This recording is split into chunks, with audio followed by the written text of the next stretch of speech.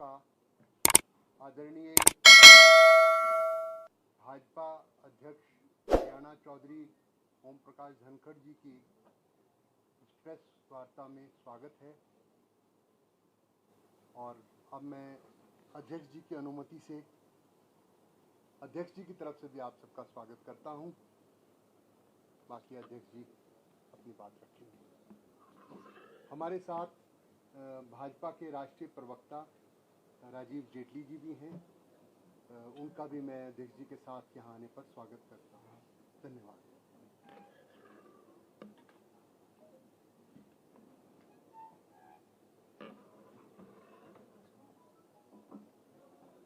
राजीव जेटली जी, सुरेंद्र हुड्डा जी,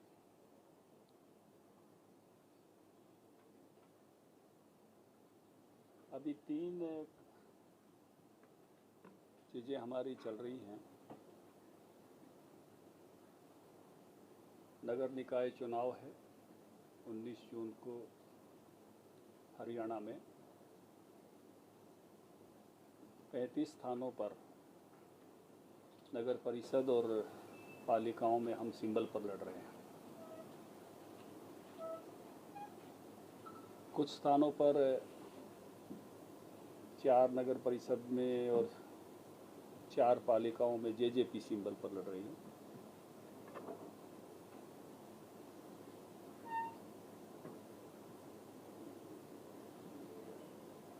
कांग्रेस पहले ही मैदान छोड़ के चली गई थी। कुछ स्थानों पर आप पार्टी आई है। मुझे लग रहा है कि अध्यक्ष के नाते से हम अच्छी तैयारी के साथ चुनाव में गए हैं और सभी प्रत्याशी हमारे परिश्रम कर रहे हैं, वार्डों में भी। और चेयरमैनी के ये चुनाव एक तरह से इनमें पहली बार सीधे हो रहे हैं। ये महत्वपूर्ण बात है।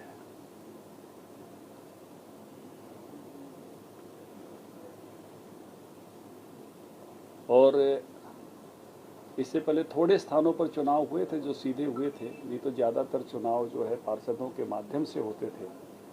तो इस बार लोग अपनी जो स्थानीय निकाय है उसके चेयरमैन को सीधे चुनेंगे। ये अपने आप में एक बड़ी बात होने वाली है और एक बड़ा चेंज है, बड़ा परिवर्तन है।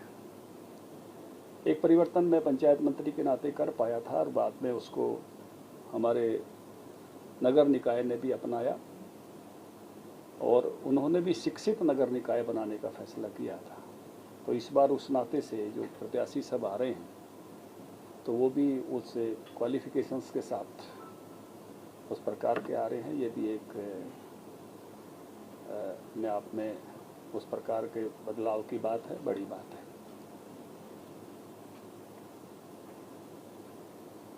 2 दिन बाद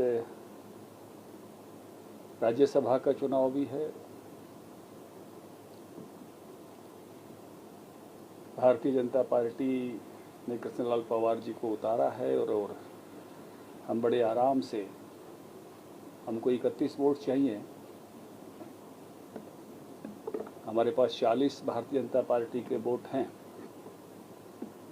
तो बड़े आराम से हम कृष्णलाल पवार जी की सीट जीतेंगे। 9 वोट हमारे पास सरप्लस भी हैं, उसके अतिरिक्त हैं। और कार्तिकेय ने वो हमसे संपर्क करके समर्थन मांगा है, तो हम उनको समर्थन देंगे कांग्रेस को रोकने के लिए।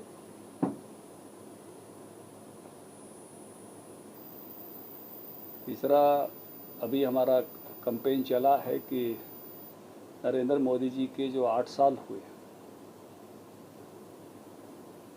हमने 17 लाख परिवारों में संपर्क किया है। हमने 21 लाख में संपर्क करने का रखा था लक्ष्य, जिसमें से 2 लाख परिवारों में हमने ऊपर के नेताओं की ड्यूटी लगाई थी बाय नेम। और बूथ का संपर्क अभियान हमने एक दिन रखा था 26 तारीख को।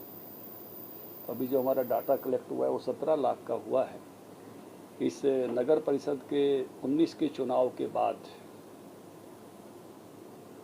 हमने जो बाकी का लक्ष्य है उसको 100 से संपर्क, इसको कैंपेन का नाम दिया था।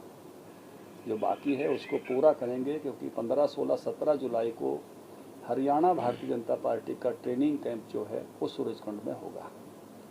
तो उससे पहले हम जो हमारा जो बाकी लक्ष्य है उसको पूरा करके मैदान में उतरेंगे। इस 8 साल के कैंपेन में जो हम गए, जनता के प्रति कृतज्ञता व्यक्त करने के लिए गए कि आपने हमको अवसर दिया। हम उन मुद्दों के साथ गए जो जनता के लिए अभी भी काम के हैं, जो योजनाएं चल रही हैं। हम केवल बताने के लिए नहीं गए अपना रिपोर्ट कार्ड,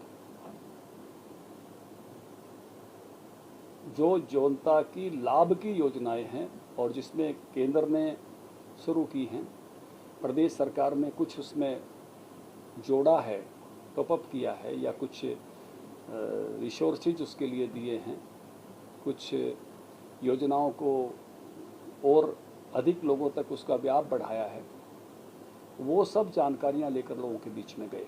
जैसे आयुष्मान कार्ड केंद्र ने दिया, हमने उसको 1,80,000 रुपये कर दिया जिनकी आमदनी है। ये 2011 की जनगणना पर केंद्र का था, सोशियो इकोनॉमिक जो जनगणना हुई थी उस आधार पर। लेकिन इससे हरियाणा में उनकी संख्या दुगुनी लगभग हो गई है आयुष्मान कार्ड धारकों की। इसी प्रकार से केंद्र की जो योजनाएं थी, पेंशन योजना, चाहे वो किसान के लिए थी, चाहे मजदूरों के लिए थी, चाहे छोटे व्यापारियों के लिए थी, केंद्र ने उसको प्रारंभ किया। कुछ केंद्र ने अपना डाला। हरियाणा ने कहा कि जो भी अपनी वो पेंशन योजना शुरू करेगा उसकी जिनकी आमदनी 1,80,000 से कम है उनकी सबकी किस्त हम देंगे, केवल उन्होंने शुरू करनी है। इसी तरह से 12 रुपये वाला बीमा, 365 रुपये वाला बीमा, वो जिसने भी शुरू करना है उसका पैसा हरियाणा सरकार देगी, उसने नहीं देना है। ऐसे बहुत सारी योजनाएं जो केंद्र ने शुरू की और उनको हम बढ़ावा दे रहे हैं, कुछ व्याप बढ़ा रहे हैं या उसका व्यय जो है खुद उठा रहे हैं। ऐसे सब योजनाओं को लेकर हम लोगों के पास गए, जिससे जो उसका लाभार्थी हो सकता है। कुछ है जो लाभार्थी हो गए हैं, लेकिन जो लाभार्थी हो सकते हैं उनको जानकारी मिलना, और केवल जानकारी मिलना नहीं, कैपेसिटी बिल्डिंग होना, सामर्थ्य बढ़ना। तो ऐसी सारी विषयों को लेकर लोगों के बीच में गए हैं। और एक मैं कहूँगा कि बड़ा इस नाते से एक प्रयास हुआ है 17 लाख लोगों तक पहुंचने का। एक बुकलेट हम लेके गए 36 पेज की, जिसमें ये सब जानकारियां लेकर लोगों के बीच गए हैं। तो व्यापक रूप से हमने उसको पहुंचाया है। वर्तमान वातावरण के हिसाब से कहना हो तो मैं देख रहा हूं कि आप पार्टी सत्ता में भ्रष्टाचार के विरोध में मोटे तौर पर आई थी। बड़ा नारा यही था, लेकिन अब जिस प्रकार के आरोप आ रहे हैं, 1 किलो से अधिक सोना के सिक्के, 2 करोड़ 85 लाख तक की, जो सब अखबारों में फोटोएं छपी हुई, सोशल मीडिया पर है। और पंजाब और दिल्ली को लेकर अलग अलग मैं मानदंड देख रहा हूँ कि वहाँ किसी मंत्री को तुरंत हटाया जाता है, यहाँ उस प्रकार का व्यवहार नहीं है। तो ये भी अब पब्लिक डोमेन में है कि इनके किस प्रकार के स्लोगन क्या हैं, बातें क्या हैं और व्यवहार क्या है। जहाँ मैं देख रहा था कि पंजाब में सरकार बनते ही गुजरात में जाके बयान था कि 10 दिन में हमने भ्रष्टाचार खत्म कर दिया है। और यहाँ इतनी बड़ी घटनाओं के बाद भी जिस प्रकार की निर्णय चाहिए थे, उस प्रकार के निर्णयों का अभाव दर्शाता है कि जो कमिटमेंट चाहिए थी ऐसे विषयों के प्रति, पॉलिटिकल विल चाहिए थी, इच्छा शक्ति का अभाव है कि उससे लड़ने में शायद उतने समर्थ नहीं हो रहे हैं। ये कुछ बातें मैंने आपसे साझा करनी थी, आपने कुछ तो ट्रेनिंग वाला 15, 16, 17 को किस तरह की ट्रेनिंग है, कौन कौन मौजूद रहेगा, किस विषय को लेकर पूरा जो 8 साल हुए हैं, कोई और भी विषय सर? वैसे तो भारतीय जनता पार्टी में ट्रेनिंग एक परंपरा है। मैं खुद भारतीय जनता पार्टी के केंद्रीय ट्रेनिंग सेल से लगभग 10 साल जुड़ा रहा हूँ। हमने अपने सारे जितने हमारे मंडल हैं 307 उनकी 2 दिन की ट्रेनिंग की है, फिर लगभग 3 दिन की जिलों की ट्रेनिंग की है, और अभी ये प्रदेश स्तर की ट्रेनिंग है जिसमें हमारे लगभग 350 कार्यकर्ता हमारे स्टेट एग्जीक्यूटिव के मेंबर हैं। सारे मुख्यमंत्री जी समेत सब तीनों दिन वहाँ उपस्थित रहेंगे। 3 दिन का हमारा ये ट्रेनिंग के कार्यक्रम चलते हैं और इसमें इसके 2-3 पक्ष रहते हैं। उसमें एक पक्ष रहता है कि भारतीय जनता पार्टी की कार्य पद्धति, रीति नीति, विचारधारा बताना। एक विषय सामान्यतः रहता है समसामयिक मुद्दे कि वर्तमान की राजनीतिक स्थिति में कौन कौन से मुद्दे सबसे महत्वपूर्ण हैं, और तीसरा विषय जो रहता है कि बदलते हुए परिवेश में 7-8 वर्षों के काम में कौन सी चीज़ें हम कर पाने में समर्थ हुए, और जैसे मैंने अभी 8 साल के संदर्भ में ये बात कही कि कौन सी चीज़ों की और डिलीवरी जो है वो लोगों तक। जैसे मैं एक बड़ा बदलाव मानता हूँ कि जो मैंने खुद देखा है, एक समय था जब हमारा नीचे का ऑर्गेनाइजेशन केवल चुनावी काम करता था और इलेक्शन से एक दिन पहले सब बूथ के एजेंट्स को बुलाकर और बहुत जोश से भर के भेज देते थे बैग दे के।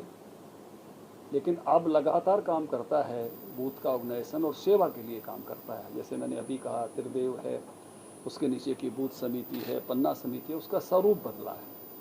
तो ये स्वरूप जो बदला है उसके कारण से नीचे का फीडबैक भी बेटर आता है, और सबसे बड़ा काम होता है कैपेसिटी बिल्डिंग का, कि कोई साधारण व्यक्ति अपने आप लाभ नहीं ले सकता। सरकारी योजनाएं नहर की तरह से होती हैं, आगे पानी ले जाना व्यक्ति की खुद जिम्मेवारी होती है, लेकिन उनमें सामर्थ्य नहीं होता, कई बार आत्मविश्वास नहीं होता, कई बार जानकारी नहीं होती। इन सारे विषयों के लिए भी उसमें काम चलते हैं कि किस प्रकार से लाभार्थियों तक चीज़ों का लाभ पहुँचे, कौन से ऐसे सेक्शन हैं जिनमें कुछ चीज़ों की किस प्रकार की ज़रूरत है। यानी ये जो नीचे तक का फीडबैक आना और अलग अलग सेक्शंस के लोगों को, समाज के अलग अलग वर्गों की ज़रूरतों के हिसाब से चीज़ों का पहुंचना, ये भी हमारे ट्रेनिंग का एक बड़ा हिस्सा रहता है। तो किस प्रकार से संगठन जो लगातार चलता है वो सेवा के कामों में भी प्रबुद्ध हो। केवल पार्टी के लिए चलाना नहीं, पार्टी की विचारधारा एक विषय है, पार्टी का संगठनात्मक संरचना विषय है, कार्य पद्धति एक विषय है, लेकिन जो सरकारों ने काम किए हैं उन सरकारों का नीचे तक लाभ पहुंचना, इसका अंतर भी दिखाई देता है। प्रधानमंत्री जी जब बाइडेन से बात कर रहे थे पिछले दिनों, तो उनका एक सेंटेंस आया था कि डेमोक्रेसी डिलीवर कर सकती है। और आज हम देख रहे हैं कि मतलब मुझे ध्यान में है, जब मैं कॉलेज विद्यार्थी था तो मुझे राजनीति का स्वरूप ये लगता था कि केवल नेता, उनके व्यक्तित्व, उनके भाषण, ऐसी बहुत चीज़ों के आसपास ही राजनीति रह जाती है। मैं खुद इंदिरा गांधी को देखने गया था, भिवानी में आई थी वो इमरजेंसी के बाद, मैं कॉलेज विद्यार्थी था, और देख के ही खुश हो गए थे, भाई काला चश्मा लगाया हुआ है, अगली सीट पे बैठी हुई है। इमरजेंसी में बंसीलाल जी बदनाम हो गए थे, उनके बेटे की और उनकी नमस्ते नहीं ली थी उन्होंने जनसभा में। अटल जी आए थे भाषण करने के लिए, रात की सभा थी, मुझे आज भी भाषण याद है उनका। लेकिन इसी बात से लोग खुश हो जाते थे, नेता को देखा, भाषण को सुना। लेकिन जैसे आजकल हर चीज़ की होम डिलीवरी हो रही है, ऐसे पॉलिटिक्स में भी होम डिलीवरी हो रही है योजनाओं की। किसान सम्मान निधि आपके खाते में जा रही है ना, ये राजीव गांधी जी वाला समय नहीं है कि 1 रुपया दो 15 पैसे पहुँचे, 2000 दिए तो 2000 पहुँचते हैं। किसान की फसल खरीदी जाती है तो उसका पैसा सीधा उसके खाते में जा रहा है। यानी सरकार की योजनाओं की डायरेक्ट बेनिफिट लोगों को मिल रहे हैं, और उसमें से एक नया समूह खड़ा हो रहा है जिसको लाभार्थी कहते हैं। और लाभार्थी अपने आप में चुनाव में भी परिणाम दे रहा है कि हाँ, हमको सरकार की योजनाओं के लाभ मिले हैं, और इन सरकार की योजनाओं के लाभ मिलने के कारण से हम सरकार के साथ खड़े हैं। सर, एक सवाल राज्यसभा चुनाव को लेकर है। आपका एक बयान काफी चर्चित रहा कि जो शेर हैं बीजेपी के विधायक, वो शेर अब चंडीगढ़, न्यू चंडीगढ़ जो है वहाँ क्यों कैद करने पड़ रहे हैं? क्या ऐसा मैनेजमेंट बिगड़ा, या फिर चुनाव नजदीक आते आते बीजेपी को क्यों लग रहा है, या फिर कहीं इस गठबंधन सरकार को क्यों लग रहा है? केवल एक दिन की ट्रेनिंग के लिए जा रहे हैं। बाहर ही थे शेर सारे के सारे, और वहाँ भी कोई बंधन नहीं है। केवल प्रशिक्षण के लिए जा रहे हैं, प्रशिक्षित करेंगे। बाकी सारा इतना प्रशिक्षण चल रहा है तो थोड़ा सा प्रशिक्षण जो है हमने भी अपने लोगों को देना है। उस प्रशिक्षण के लिए एकत्रित आए हैं। परसों वोटिंग हो जाएगी, कल प्रशिक्षित करेंगे, आज बुलाया है। तो सारे लोग हैं उसमें बीजेपी के भी हैं, जेजेपी के भी हैं, निर्दलीय भी हैं, सारे लोग रहेंगे। निश्चित रूप से जो हमारे साथ देते हैं, हमारा समर्थन करते हैं, उन सब लोगों को। बीजेपी को भी डर है। नंबर कैसे पूरे होंगे, क्योंकि 30 का आंकड़ा पहुंचना मुश्किल है दूसरी सीट के लिए। क्या आप लोग मॉक ड्रिल करेंगे? मॉक ड्रिल जिस तरह से कांग्रेस के विधायक मॉक ड्रिल कर रहे हैं, आप लोग भी करेंगे? देखिए, निश्चित रूप से जब प्रशिक्षण होता है तो कैसे वोटिंग करनी है और क्या क्या चीज़ें उसमें ध्यान रखने की, वो सारी बातें बताई जाएंगी। निश्चित रूप से बताना कि वो आवश्यक भी है कि कई विधायक, पहली बार के विधायक जो हैं वो वोट डालेंगे, तो इसलिए ये प्रशिक्षण तो एक आवश्यक हिस्सा है और वो करना ही चाहिए। कल निर्दलीय विधायकों से बात हो गई, क्या सारे विधायक वही सर नंबर पूरे करने के लिए कैसे होगा? देखिए, ये तो आप 10 तारीख को वोटिंग के बाद ही सारी बातें आप देखेंगे। बहुत सारी बातें तो आप हम सबको 10 तक प्रतीक्षा करनी है। तो दो लोगों को, बलराज कुंडू का, अभय चौटाला का, जो जिस तरह से बयान आ रहे हैं सर, उसको लेके कुछ नया अपडेट आप लोग का हो थोड़ा बहुत? वो सब अपडेट तो आपके पास होते हैं। आपको समर्थन देने के लिए कहा हो चौटाला साहब की तरफ से, क्योंकि उनकी तरफ से अब तक ये प्रश्न नहीं हुआ कि उनका वोट करना जाए। देखिए, वो स्वतंत्र, उनका अपना एक दल है, उन्होंने अपना निर्णय करना है। अपने विवेक से वो अपना निर्णय करते हैं और अपने विवेक से अपना निर्णय करेंगे। सामान्यतः कांग्रेस के साथ कभी इन लोग जाती नहीं है। सामान्यतः इन लोग का कभी इतिहास नहीं रहा कि वो कांग्रेस के साथ गई। तो दीपेंद्र हुड्डा का एक बयान आया था कि कुछ बीजेपी के एमएलए हमारे संपर्क में है, वो भी टूट सकते हैं, निर्दलीय तो आएंगे ही नहीं। बीजेपी का तो कोई उधर झाकेगा भी नहीं। ऐसे डूबते हुए जहाज की तरफ कौन जाता है भाई?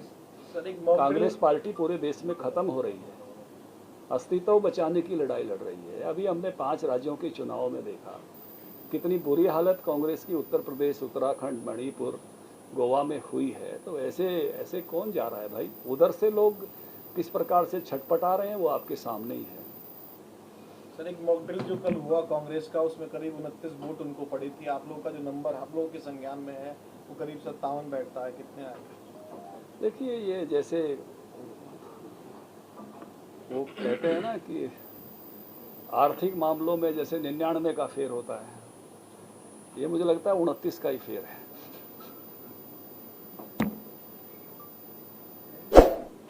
Thank you. और कोई साथी पूछना चाहेंगे? डीडी से, एबीवीपी से, गुप्ता जी, और कुछ साथी एएनआई से? हो गया, आपने बंद कर लिया हो तो मैं वैसे थोड़ी बात बंद कर लो, हटा लो। नहीं, मैं तो सुरेंद्र जी के आज निमंत्रण पर इनकी प्रमोशन के लिए आया था।